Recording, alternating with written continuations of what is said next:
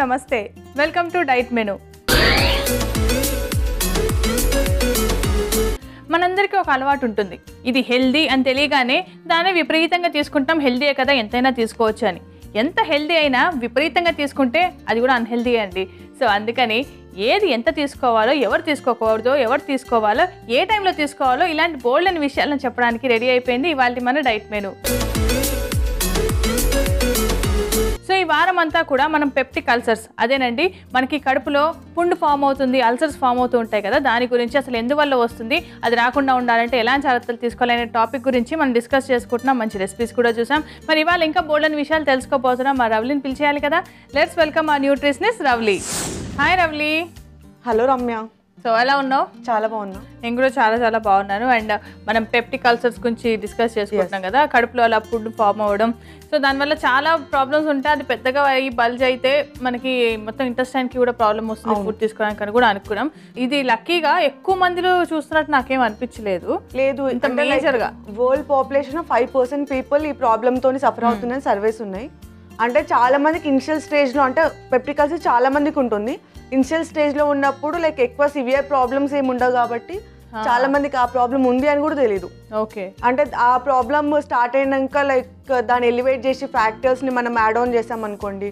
Like smoking కానీ drinking కానీ spicy foods బయట ఎక్కువ రిఫైన్డ్ ఫుడ్స్ తీసుకోవడము చాలా మందికి కాఫీ టీ ఇలాంటివి చాలా ఎక్కువ అలవాటు ఉంటుంది దీనివల్ల ఈ ప్రాబ్లం ఇంకా పెరిగిపోతుంది సో మనం ఆల్రెడీ డిస్కస్ చేసుకున్నాం ఇది మనం డైట్ వల్లే వస్తుందని కాదు యాక్చువల్గా ఒక బ్యాక్టీరియా వల్ల ఇది మన ఫామ్ అవుతుంది సో మన డైట్ ఫ్యాక్టర్స్ వల్ల దానికి ఇంకా ఎలివేట్ అవ్వడం అనే కాన్సెప్ట్ ఉంటుంది కానీ పర్టికులర్గా ఈ ఫుడ్ వల్లనే ఇది వస్తుంది అని చెప్పుకోవడానికి లేదు కదా అంటే ఫుడ్ వల్ల వస్తుంది అని చెప్పలేము కానీ లైక్ కొన్ని పర్టికులర్ ఫుడ్స్ తీసుకుంటే లైక్ ఆ బ్యాక్టీరియా కావాల్సిన గ్రోత్కి కావాల్సిన కండిషన్స్ని మనమే క్రియేట్ చేస్తున్నాం అనమాట దానివల్ల బ్యాక్టీరియా గ్రోత్ ఎక్కువై ఆ స్టోర్ ఏదైతే ఉందో అది ఇంకా సివియర్ అయిపోతుంది ఆ ప్రాబ్లం వల్ల వచ్చే సైడ్ ఎఫెక్ట్స్ ఉంటాయి కదా అవును ఐ మీన్ సిమ్టమ్స్ కానీ సైడ్ ఎఫెక్ట్స్ కానీ అవన్నీ ఎలివేట్ చేస్తున్నాం మనమే ఓకే సో మన సిమ్టమ్స్ సైడ్ ఎఫెక్ట్స్ అంటున్నావు కాబట్టి ఇప్పుడు ఈ ప్రాబ్లం వల్ల ఇంకా వేరే ప్రాబ్లమ్స్ ఏమైనా అరైజ్ అయ్యే ఛాన్సెస్ ఉంటాయా అంటే చాలా సివియర్ కండిషన్స్లో ఉన్నప్పుడు ప్రాపర్గా వాళ్ళు ఫుడ్ తీసుకోలేరు అండ్ వాళ్ళకి ఆల్రెడీ నాజియా ఉంటుంది కొద్దిమందికి డైరియా ప్రాబ్లం కూడా ఉంటుంది నాజియా ఉండడం వల్ల ఎక్కువ ఫుడ్ తీసుకోలేరు దానివల్ల వాళ్ళు మాల్నరిష్డ్ అవుతారు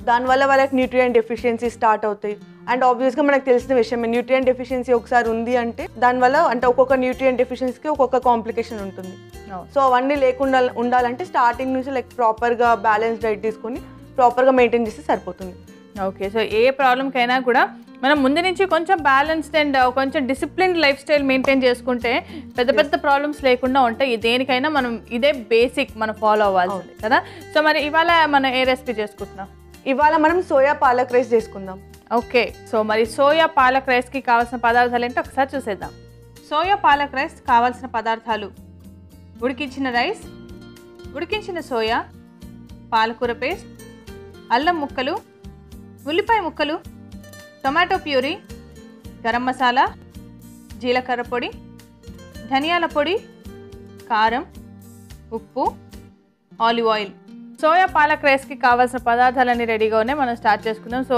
మనకి రైస్ కాబట్టి మనం ఫస్ట్ స్టార్ట్ చేసి డిస్కస్ చేసుకుందాం షూర్ అమ్మ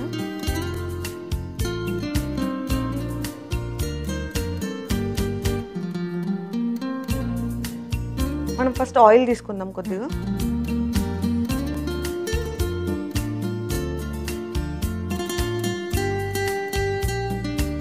ఇందులో కొద్దిగా అల్లం ముక్కలు నెక్స్ట్ ఆనియన్ కూడా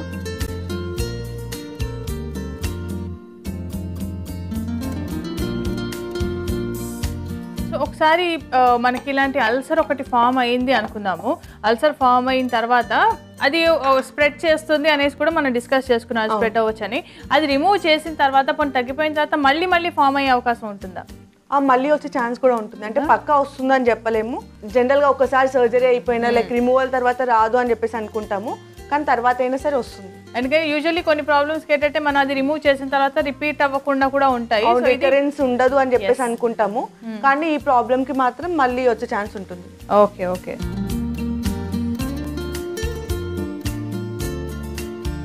ఇందులో మనం ఆల్రెడీ బాయిల్ చేసి పెట్టుకున్న సోయా కూడా వేసుకుందాం రమ్య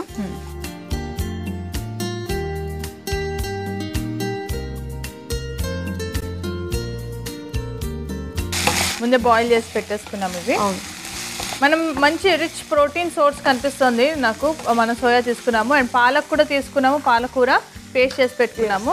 అంటే ఇందులో ప్రోటీన్ కంటెంట్ ఎక్కువగా ఉంటుంది. ఈవెన్ పాలకూర తీసుకున్నాం కాబట్టి అందులో కాల్షియం కంటెంట్ ఎక్కువగానే ఉంటుంది. ఈవెన్ బి కాంప్లెక్స్ వైటమిన్ కూడా ఎక్కువగానే ఉంటుంది. దానికోసం అని చెప్పేసి మనం స్పినాచ్ కూడా తీసుకున్నాము. అండ్ కొద్దిగా నేను టమాటో ప్యూరీ కూడా తీసుకున్నాను. అంటే ఓన్లీ టేస్ట్ కోసం కొద్దిగానే వేస్తున్నాను. మరి ఎక్కువ వేస్తే ఈ ప్రాబ్లం ఎలివేట్ అవుతుంది కాబట్టి ఎక్కువ తీసుకోవద్దు. ఒక 1-2 స్పూన్స్ తీసుకుంటే సరిపోతుంది. Okay okay. సో మనం అనుకున్నాం కదా టమాటాలు పచ్చిగా తీసుకోకుండా, అంటే కొంతమంది సలాడ్స్లో పచ్చి టమాటాలు లేదా పచ్చి ఉల్లిపాయలు అవన్నీ తీసుకునే అలవాటు ఉంటుంది. సో ఇలాంటి ఒక ప్రాబ్లం ఉన్నప్పుడు అల్సర్ ఫామ్ అవుతుంది లేదా బాగా సివియర్ గ్యాస్ట్రిక్ కండిషన్స్ ఉన్నప్పుడు మాత్రం వాటిని అవాయిడ్ చేయాలి పచ్చిగా తినకుండా. అండ్ వండిన తర్వాత అయినా కూడా వాటిని మరీ విపరీతంగా తీసుకోకుండా కొంచెం కంట్రోల్ చేసుకోవాలి. ఎస్. నెక్స్ట్ ఇందులో మనం కొద్దిగా టమాటో ప్యూరీ వేసుకుందాం రమ్య. ఓన్లీ 2 స్పూన్స్ మాత్రమే తీసుకుంటున్నాను టేస్ట్ కోసం. యా. అండ్ ఈవెన్ పాలకూర పేస్ట్ కూడా ఇది ఎక్కువ తీసుకున్నా కూడా పర్లేదు.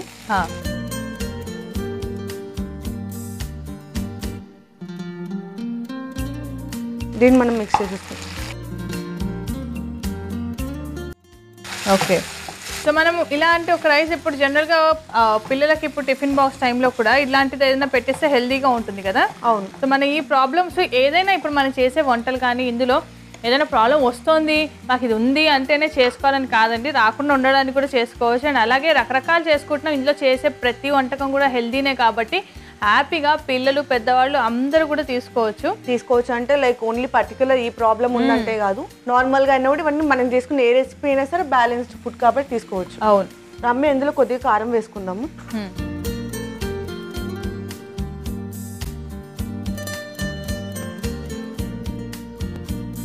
కొద్దిగా ధనియాల పొడి. ఇవన్నీ మనం జస్ట్ ఫ్లేవర్ కోసం యాడ్ చేసుకుంటున్నాం అంతే కదా. కొద్దిగా క్యూమిన్ పౌడర్ కూడా తీసుకున్నాను. జీలకర్ర పొడి అంటే ఎక్కువ తీసుకోవట్లేదు నేను. మనం విడిగా ఇంట్లో చేసుకోవాలన్నప్పుడు ఇలాంటి ఇబ్బందులు ఏమీ లేనప్పుడు మాత్రం చక్కగా మనకు కావాల్సినట్టు అన్ని ఫ్లేవర్స్ కూడా యాడ్ చేసి తీసుకోవచ్చు. బట్ ఈ పర్టికులర్ ప్రాబ్లంకి మాత్రం బాగా తగ్గించి వేసుకుంటున్నాం. కొద్దిగా గరం మసాలా జస్ట్ ఓన్లీ కొద్దిగా మాత్రమే, అంటే అన్ని చిటికెట్ వేసుకుంటున్నట్టు అంతే అనిపించి. కొద్దిగా ఉప్పు.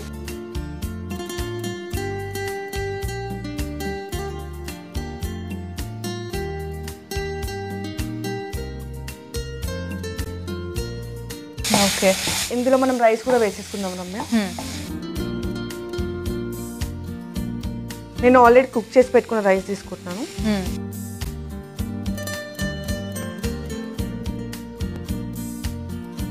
సో మనం విడిగా ఒకవేళ ఇంట్లో ఏదైనా అకేషన్స్కి మనము రకరకాలుగా మన వంటలు చేసుకుంటూ ఉంటాము. సో ఈ సోయాతో కనుక మనం ఇలానే సేమ్ సోయా రైస్ మనం ఇంట్లో చేసుకున్నట్టయితే చాలా హెల్తీగా ఉంటుంది అండ్ టేస్ట్ కూడా చాలా బాగుంటుంది. అండ్ దీన్నే కొంచెం మనం బిర్యానీ ఫ్లేవర్స్ కూడా మనం ఏవైతే యాడ్ చేసుకుంటున్నా అవన్నీ వేసుకొని ఇంట్లో తింటే మనకి డెఫినెట్గా ఈ ఫ్యామిలీ అందరికీ కూడా డిఫరెంట్ ఫ్లేవర్ ఇచ్చినట్టు ఉంటుంది అండ్ హెల్తీగా అందరూ హ్యాబిచ్యుయేట్ చేసుకున్నట్టు ఉంటుంది.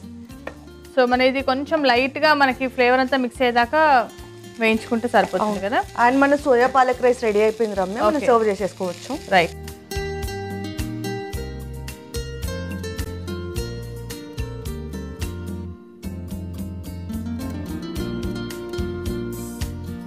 ఓకే. సో వేడి సోయా పాలక్ రైస్ రెడీ అయిపోయిందండి. మరి దీనికి కావాల్సిన పదార్థాలు, తయారీ విధానం మరొకసారి చూసేద్దాం.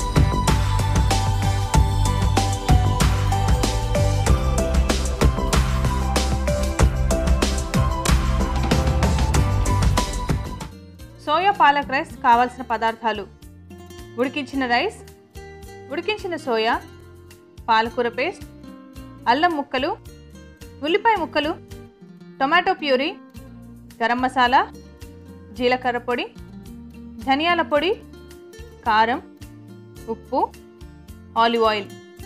సోయా పాలక్ రైస్ తయారు చేసుకునే విధానం: ముందుగా స్టవ్ వెలిగించి ప్యాన్ పెట్టుకొని నూనె వేసుకొని అది వేడెక్కిన తర్వాత అందులో అల్లం ముక్కలు, ఉల్లిపాయ ముక్కలు వేసి కొంచెంసేపు వేయించుకోవాలి. తర్వాత అందులో ఉడికించిన సోయా, టమాటో ప్యూరీ, పాలకూర పేస్ట్ వేసి కలుపుకోవాలి. తర్వాత అందులో కారం, ధనియాల పొడి, జీలకర్ర పొడి, గరం మసాలా, ఉప్పు వేసుకుని బాగా ఫ్రై చేసుకోవాలి. ఇలా ఫ్రై చేసుకున్న దాంట్లో ఉడికించిన రైస్ కూడా వేసి మరి కాసేపు కుక్ చేసుకోవాలి. కుక్ చేసుకున్న దాన్ని సర్వింగ్ బౌల్ లో తీసుకొని సర్వ్ చేసుకుంటే ఎంతో రుచికరమైన సోయా పాలక్ రైస్ రెడీ.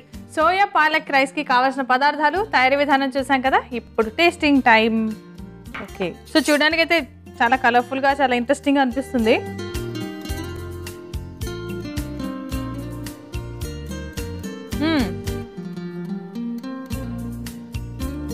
చాలా టేస్టీగా ఉంది.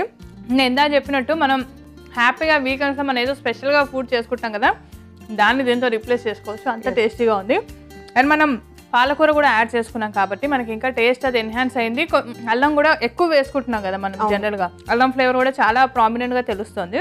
అండ్ లైక్ మనం తీసుకున్న ఈ రెసిపీలో మనం వెల్లుల్లిపాయ అవాయిడ్ చేసి ఓన్లీ అల్లం మాత్రమే తీసుకుంటున్నాము. అల్లం ఎలా అంటే ఇన్ఫ్లమేషన్ తగ్గిస్తుంది అనమాట. ఏది లైక్ డియోడినంలో కానీ ఇప్పుడు నార్మల్ స్టొమక్లో ఉండే అల్సర్స్ ఉంటాయి కదా, అల్సర్ పెయిన్ని తగ్గించడానికి, ఇన్ఫ్లమేషన్ని తగ్గించడానికి అల్లం హెల్ప్ చేస్తుంది. కాబట్టి అల్లం నేను కొద్దిగా ఎక్సెస్ క్వాంటిటీలోనే తీసుకున్నాను. అండ్ కొంచెం డామినేటింగ్ ఫ్లేవర్ కూడా ఉంటుంది దానికి. అవును, చాలా టేస్టీగా అనిపిస్తుంది. అండ్ అలాగే మనం హోమ్ రెమెడీ ఏదైనా చిన్న టిప్ లాగా కూడా అందిస్తే మాకు, అంటే ఇన్స్టెంట్గా ఏదైనా కడుపు నొప్పి వచ్చినా అలా ఉన్నప్పుడు సూతింగ్గా ఉండడానికి. లైక్ పెప్టిక్ అల్సర్ ప్రాబ్లం ఉన్న వాళ్ళు ఫ్రీక్వెంట్గా కోకోనట్ వాటర్ తీసుకుంటే చాలా మంచిది. అంటే ఇది నార్మల్ బాడీలో ఉన్న అసిడిక్ నేచర్ని తగ్గించి ఆల్కలిటీని పెంచుతుంది అనమాట. అండ్ ఇందులో లైక్ మనకు కావాల్సిన మినరల్స్ ఇంకా ఎలక్ట్రోలైట్స్ కూడా చాలా ఎక్కువగా ఉంటాయి కాబట్టి హెల్త్కి చాలా మంచిది. అండ్ ఈ మ్యూకోజల్ లైనింగ్ ఫార్మేషన్ కూడా హెల్ప్ చేస్తుంది అనమాట కోకోనట్ వాటర్. అండ్ ఇందులో లైక్ మనకు కావాల్సిన ఫైబర్ కంటెంట్ కూడా ఎక్కువగానే ఉంటుంది. ఫైబర్ ఎక్కువగా ఉండడం వల్ల ఈవెన్ డైజెషన్ కూడా చాలా ఈజీ అవుతుంది. దానికోసం అని చెప్పేసి లైక్ రెగ్యులర్గా కోకోనట్ వాటర్ తీసుకుంటే ఈవెన్ సమ్మర్ కాబట్టి హెల్త్ కూడా చాలా మంచిగా ఉంటుంది. Definitely. Thank you so much lovely. Thank you. So చాలా విషయాలు తెలుసుకున్నాం ఈ ఎపిసోడ్లో, అండ్ ఇంకా నెక్స్ట్ ఎపిసోడ్లో ఇంకా చాలా చెప్పాలి. Okay, thank you. సో చూసారు కదండి, సోయా పాలక్ రైస్ అయితే డెఫినెట్గా మీ అందరికీ చాలా నచ్చుతుంది, చాలా టేస్టీగా ఉంది. అండ్ ఇందాక రవలి చెప్పినట్టు కోకోనట్ వాటర్ రెగ్యులర్గా తీసుకుంటే చాలా మంచిది. అంటే పెప్టిక్ అల్సర్స్ ఉన్న వాళ్ళకైతే ఇంకా చాలా హెల్ప్ఫుల్ అవుతుంది. అలా లేని వాళ్ళు తీసుకోక్కర్లేదు అనుకోకండి, సమ్మర్ కూడా వస్తుంది కాబట్టి. కొబ్బరి నీళ్ళు అవి తీసుకుంటే దాంట్లో కావాల్సిన మినరల్స్, ఫైబర్, మనకు కావాల్సిన పోలే న్యూట్రియన్ ఫ్యాక్టర్స్ ఉన్నాయి కాబట్టి హ్యాపీగా తీసుకుందాం, తాగుదాం, ఎంజాయ్ చేద్దాం, హెల్తీగా ఉందాం. ఓకే, మరి రేపటి ఎపిసోడ్లో ఇంకా పోలేని విషయాలు తెలుసుకుందాం. అంతవరకు this is Ramya Raghav signing off for today. Bye.